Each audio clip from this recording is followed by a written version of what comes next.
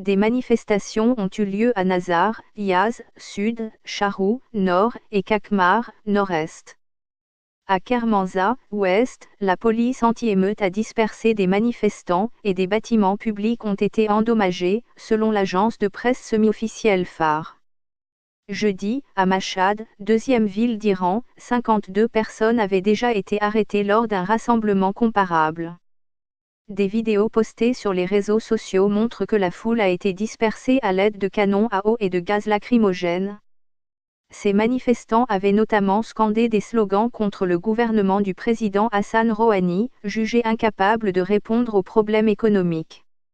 Selon des images vidéo diffusées par le média réformateur Nazar, c'est au cri de « Mort à Rouhani » ou de « Pas Gaza, pas le Liban, ma vie en Iran » que s'est rassemblée la foule, semblant ainsi critiquer les engagements de l'Iran dans des causes régionales. Le chef du tribunal révolutionnaire de Mashhad, Hossein Haïdari, a indiqué que ces personnes avaient été arrêtées pour avoir scandé des slogans sévères, selon l'agence de presse iranienne Phare, proche des conservateurs. Il a également mis en garde les protestataires contre tout dérapage, tout en rappelant le droit du peuple à manifester.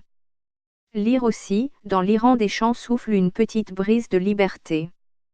Certains incidents survenus dans le pays ont eu lieu sous le prétexte de problèmes économiques, mais il semble qu'il y ait autre chose derrière ceci, a affirmé pour sa part le premier vice-président, Ishaq Jahangiri, cité par la télévision d'État IRIB, affirmant que leurs responsables devaient être identifiés.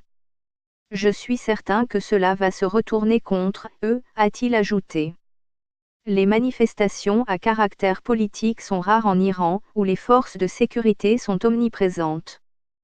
Les derniers rassemblements antigouvernementaux de grande ampleur ont eu lieu en 2009 pour protester contre la réélection de Mahmoud Ahmadinejad.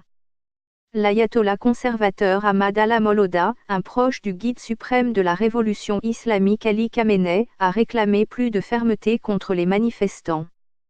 La promesse de relancer l'économie, atone en raison des sanctions internationales passées et d'une mauvaise gestion, a été au cœur des campagnes présidentielles de Hassan Rouhani, réélu pour un deuxième mandat en mai.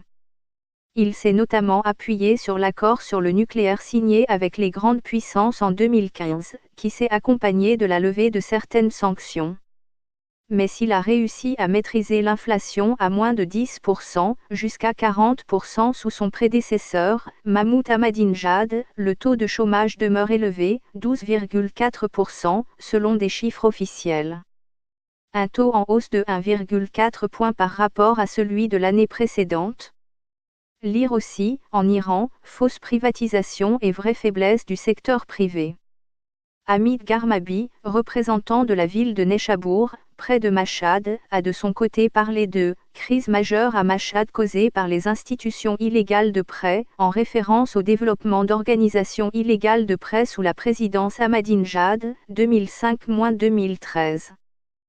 La mauvaise régulation du secteur bancaire et un boom de la construction ont gravement affecté les établissements de crédit, qui croulent sous les dettes et sont incapables de rembourser les investisseurs.